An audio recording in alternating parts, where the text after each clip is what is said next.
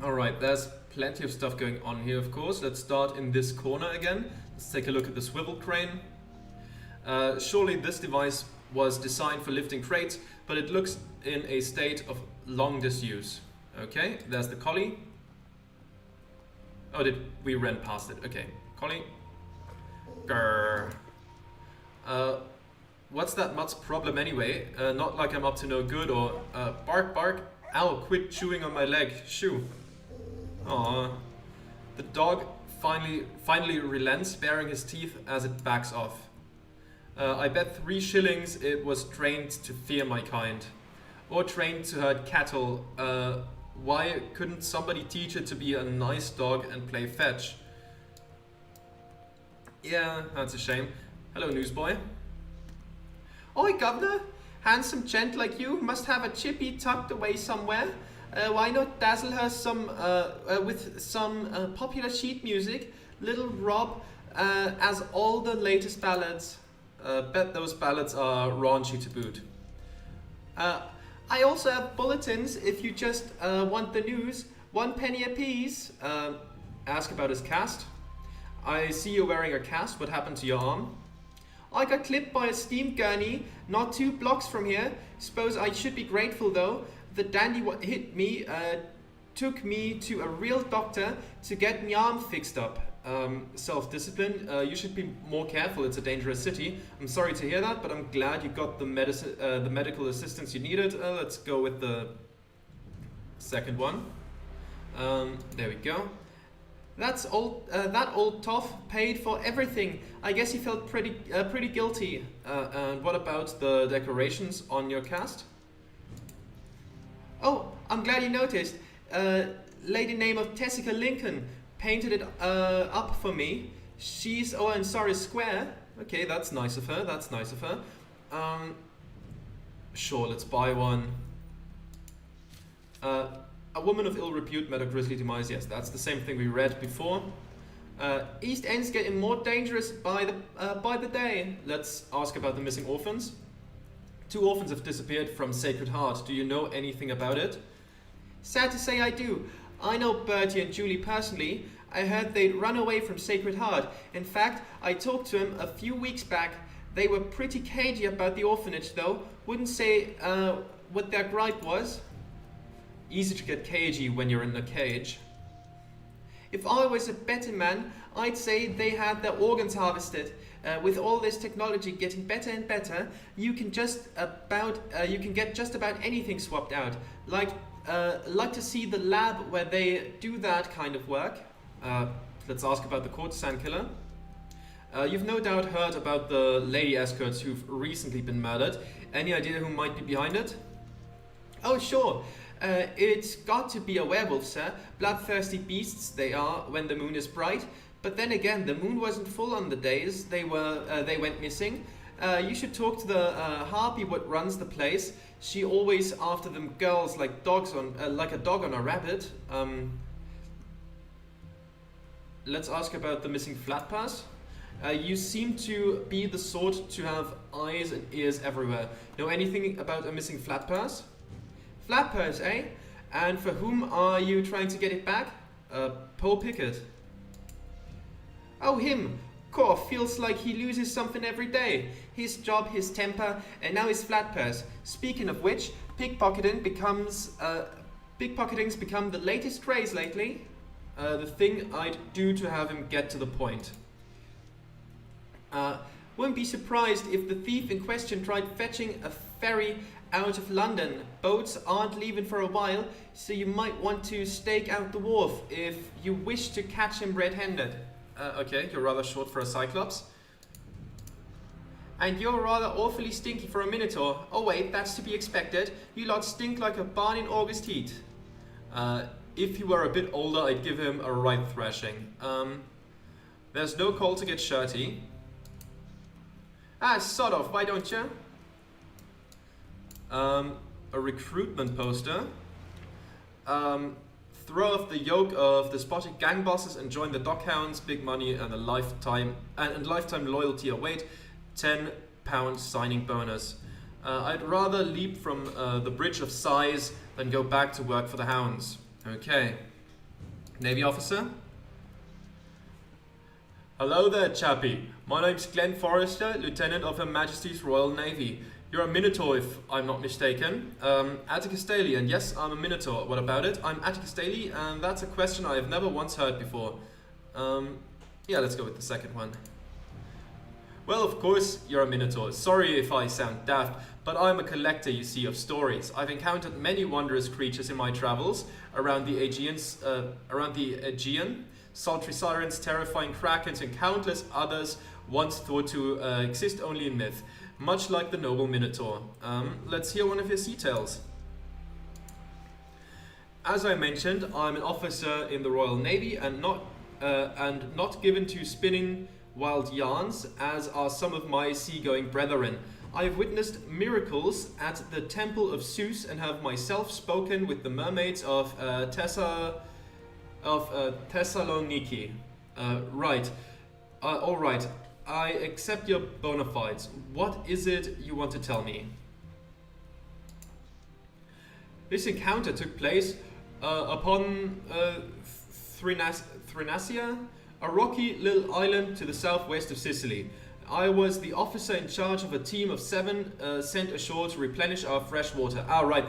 I think that's the story he told Clara, if I'm not mistaken.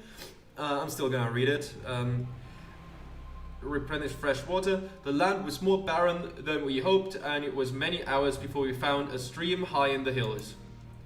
Like finding your next fix on a bender.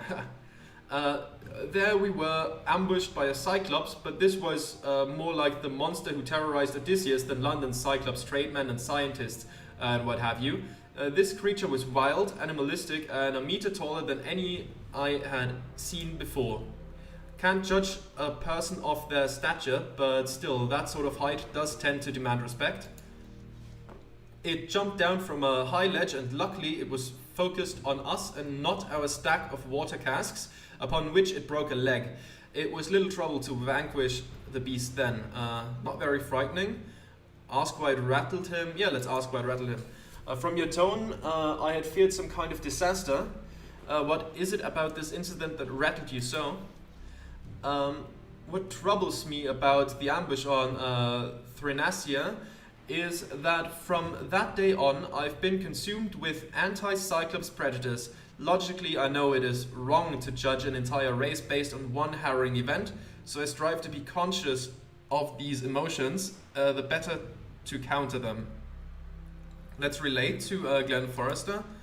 Well, I understand what it means to be on the receiving end of such prejudice. It haunts me in every corner of London, and for all my size, every Tom, John and Jane seems perfectly confident to insult and belittle me at every opportunity. I too have faced this sort of travail as a dark-skinned man in the Navy. It was the work of many long years to achieve the rank of lieutenant, times in which I gave everything I had to my country. The place where my right leg used to be is testament to that. Indeed, no one could doubt his loyalty and determination. But I learned much as well. Do you know the Cyclops preacher Eli? He and I have become fast friends. His company has been a sobering reminder of the great odds stacked against certain people in the world, and how vigilant one must be, not only with others, but with oneself. Let's find some common ground. Well spoken, sir. I myself have many a time noted the correspondence between prejudice against darker-skinned folks and against people like myself of, let's say, unconventional ancestry. I am glad to have met you, Atticus Daly. Our conversations have left my mind expanded and my spirits lifted. He reaches for something in his waistcoat. Here, take this token of my gratitude. A little something I found on one of my seafaring adventures. Good day to you, and good luck in all your endeavors. Jonathan Silver Gin added to inventory. Task updated. Gin collector. Let's ask him something else. Actually, there's something else I'd like to discuss. Sure. Look, here's the rub. Poe Pickett asked me to track down his flat purse, which he says was stolen. I don't know any Poes or Pickett, and I don't like the implication. I suppose, to your eye, every hard-working man must be dishonest just because he gets his hands dirty. No, I meant nothing of the sort, but never mind. I just thought maybe he saw something, but okay. Do we enter the tavern? Sure. Let's take a look inside.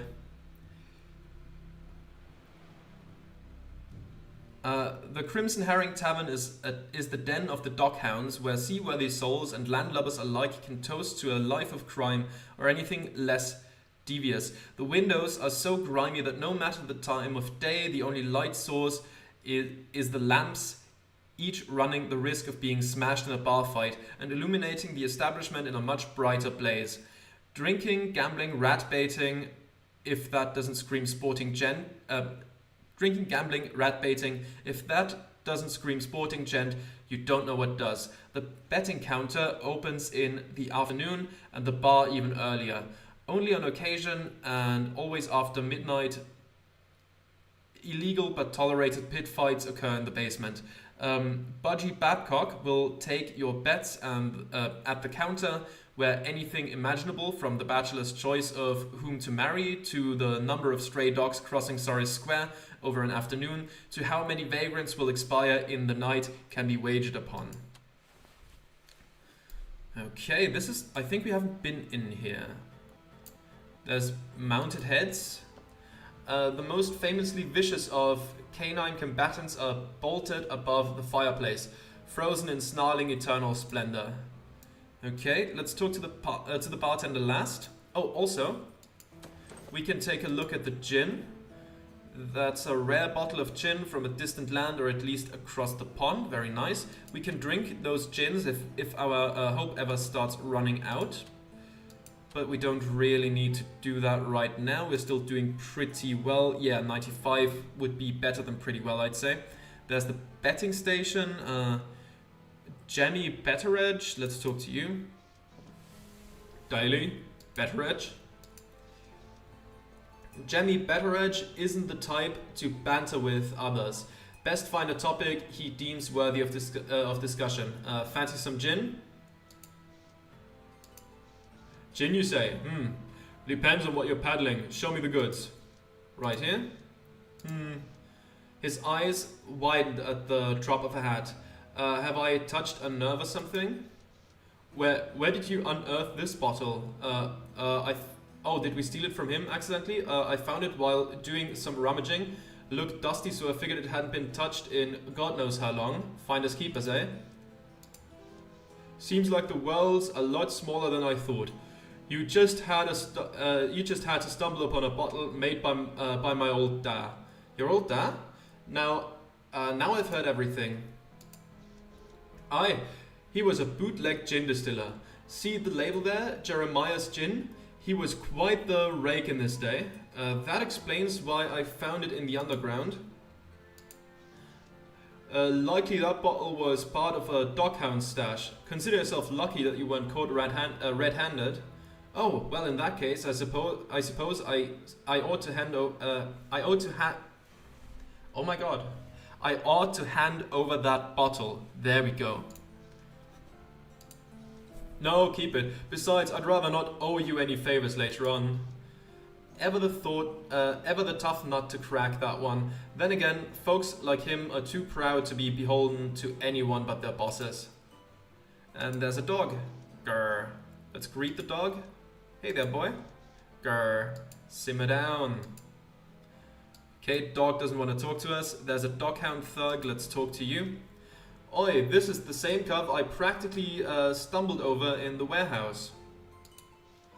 I spared his sorry life too, lucky man. I wonder what kind of Minotaur I'd be if I'd bashed his head in. Not sure I want to find out. Didn't I see you sleeping off a gin bath in the underground? Maybe so, but there ain't no bullmen working down there, so why are you some kind of sneak thief? Charlatan, well, I have been called a thief of hearts. I'm not a doghound if that's what you're asking. I'm not a doghound if that's what you're asking. Oh, he didn't like that one bit. Best not to push my luck. I'm not in the mood for a brawl.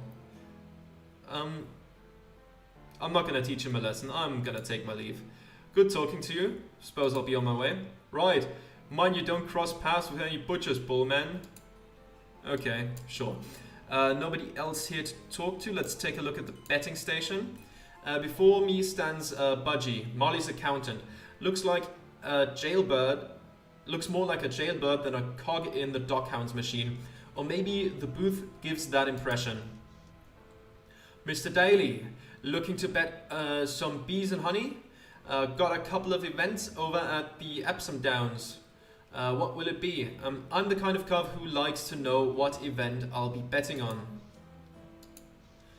Fair enough. Got ourselves a few sporting gents who's worth tossing the baked beans currency at. Oh, the queens. Okay. One on horses, another on steam cars, and then there's one on your favorite, gin. Bets on gin? How does that work? Oh, right. If think of it like a taste contest. Barnaby Rogers judges. Okay, Cockney rhyming slang. Okay, I just gotta pay attention to the last part of the second word, and then I'm gonna try to figure out what that means. In that case, get together and grade 5 gin brands from different brewers on things like smell, texture, flavor, and aftertaste. Bottle with the most points wins. So does anyone who places their bets on the winning article. Okay, let's bet 4 shillings. I think 4 shillings will do. Need to err on the side of caution, given my financial circumstances. So you've 5 candidates to choose from: Toothsome Newsome, Drink for Thu, Geordie's Pride, Wisdom Tongue, and Taste of Midas. I have no idea if any of those are good. Let's take a look. Wisdom Tongue. That doesn't really say much. Taste of Midas seems like it might be trying to be fancier than it is. Drink for Thu. I don't know what that means. Geordie's Pride seems, kind of, I guess, homespun, I guess. Toothsome Newsome. I don't know.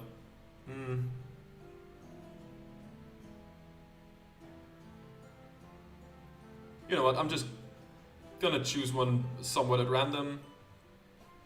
Which one am I gonna take? I've no idea which one's gonna win. I guess Geordie's Bride. Why not? Why not? Alright then, feel free to come back later and see if your bet paid off in spades. We'll see. How much later? That's the wrong tab. How much later do we have to come by? I should drop by your booth to see if the 4 shillings I parted with will fetch me some more capital. It just says later, which isn't very specific, but sure, I will do that in a bit. Here's the bartender. Not drinking on the job, swear. Now then, what can I get you? We could buy a drink for 1 shilling. I don't think we really need to. We've all been there, you know. Where exactly? You know, sozzled, when we should be doing our job instead. Fates know I've been guilty of it myself. Whether back in my thuggish past handing out beatdowns on behalf of the hounds, or performing street magic.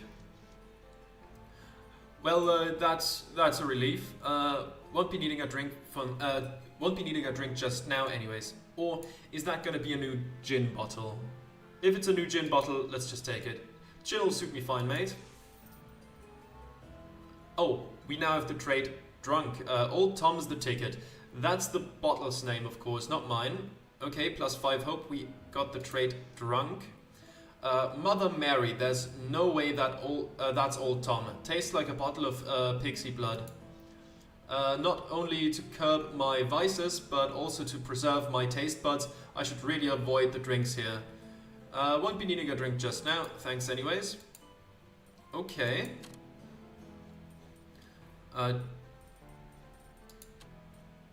Drunk. You're inebriated, dulling your senses temporarily. Okay, let's see. Let's see how long that lasts. And that didn't add any gin to our journal list, so it was kind of a waste of money, but that's fine. Whatever. Let's return to the wharf and keep looking around here. Okay, there we go. The docks loading screen again. Let's keep going. We've read that before. There's a ransacked nest. No place for a bird to make a home. It's been ransacked. Rumor has it that many an automaton pigeon goes rogue nowadays, attacking anything it senses as a threat. Even the birds must fight for space in this mad city. Okay, let's keep going. Obviously, we cannot go up to the airship.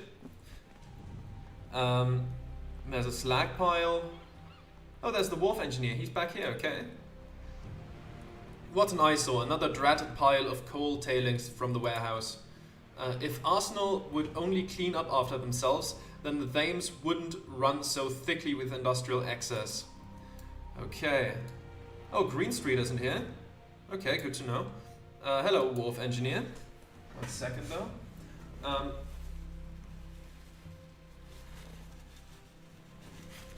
Not to be rude, but I'm troubling over a complex feat of engineering. Can't keep innovation waiting. Just a moment, I've seen you in the Big Smoke before. That's London, okay. Mind telling me your name? Alright, old chap. It's Dante Siegler. Now, I must get back to work, but I hope our paths may cross when I'm less occupied. Sakes alive, that's a self-centered tinker if I ever saw one. He brushed me off like a bit of sawdust. Say, would you be interested in buying any bits and bobs I come across? I don't suppose you caught wind of a flat purse belonging to Poe Pickett. I'll see you later, Mr. Siegler. I shouldn't like to detain you any further. Let's ask the first one. You mean cogs? Sure. I'd be happy to pay for those. Come find me should you stumble across anything worthwhile. See you later, Mr. Siegler. I would like to ask about the flat purse as well, though. Really, mate, there's a deal of numbers spinning in my head, and I don't want to lose track. Now, scoot along. I don't suppose you caught wind of a flat purse belonging to Poe Pickett? Poe Pickett? You mean that cane-wielding street dweller loitering about Sorry Square? The one and only.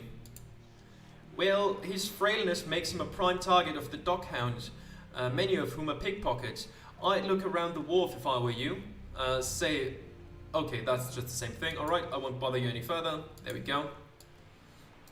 Let's keep going. There's the boilerplate.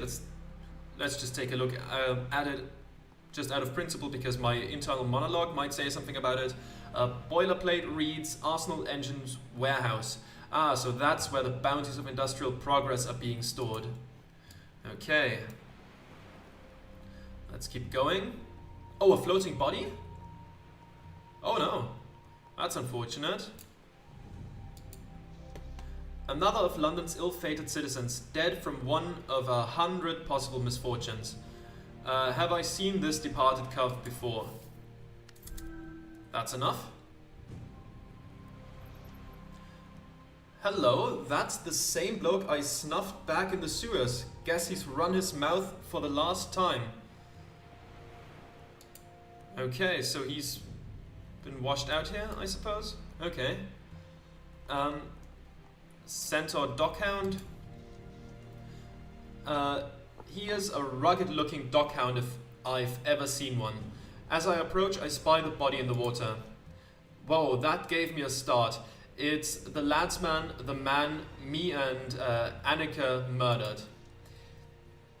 Just like him to wash up here and haunt me. Still wish he hadn't though. The dockhound is gazing down at the body. As you watch, she produces a flask and pours out a small libation for the dead. Good day. You're one of Molly's, yes? I'm Atticus.